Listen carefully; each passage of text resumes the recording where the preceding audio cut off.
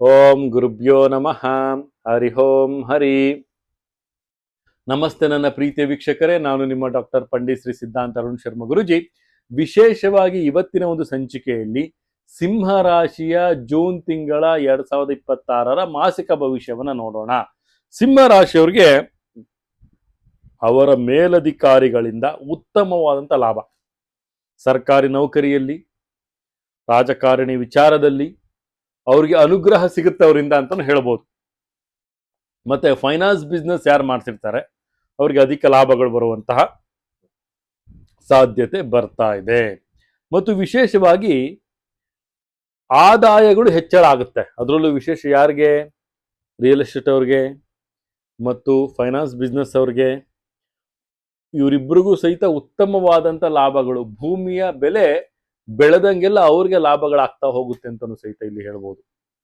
ಮತ್ತು ವಿಶೇಷವಾಗಿ ಈ ಒಂದು ಮಾಸದಲ್ಲಿ ಶತ್ರುಗಳು ನಾಶ ಆಗ್ತಾರೆ. ಸಿಂಹರಾಶಿಯವರಿಗೆ ಶತ್ರುಗಳು ನಾಶ ಆಗಿ ಹೊಸ ಶತ್ರುಗಳು ಉಟ್ಕೊಳ್ಳುವಂಥ ಸಾಧ್ಯತೆ. ಜಾಗೃತಿಯಾಗಿರಬೇಕು.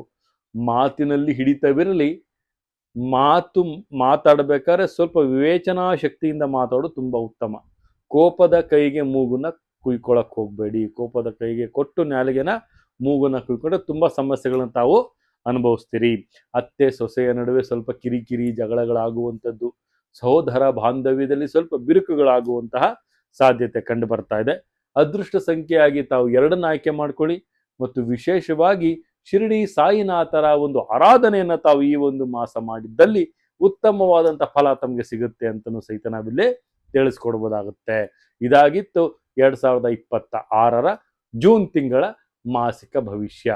ಮತ್ತು ಇದೇ ರೀತಿ ತಮ್ಮ ಯಾವುದಾದ್ರೂ ಪ್ರಶ್ನೆಗಳಿದ್ರೆ, ತಮ್ಮ ಜಾತಕಕ್ಕೆ ಸಂಬಂಧಪಟ್ಟಂತಹ ವಧುವರರ ಸಾಲಾವಳಿ ಏನಾದರೂ ವಿಚಾರಗಳಿದ್ರೆ ಇಲ್ಲಿ ಕಾಣಿಸ್ತಿರುವಂಥ ನಂಬರ್ಗೆ ತಾವು ಕರೆ ಮಾಡಿ ತಮ್ಮ ಸ್ಲಾಟನ್ನು ಬುಕ್ ಮಾಡ್ಕೊಳ್ಳಿ ಅಂತ ಹೇಳ್ತಾ, ನನ್ನ ಆರಾಧ್ಯ ದೈವ ಶ್ರೀ ಕೊಲ್ಲೂರು ಮೂಕಾಂಬಿಕಾ ದೇವಿ ಪ್ರತಿಯೊಬ್ಬರಿಗೂ ಸಹಿತ ಆಯಸ್ಸು ಆರೋಗ್ಯ ಸಂಪತ್ತು ಕೊಟ್ಟು ಕಾಪಾಡಲಿ ಅಂತ ಹೇಳ್ತಾ, ಸರ್ವೇ ಜನ ಸುಖಿನೋ ಭವಂತು, ಸರ್ವ ಮಂಗಳಾನಿ ಭವಂತು.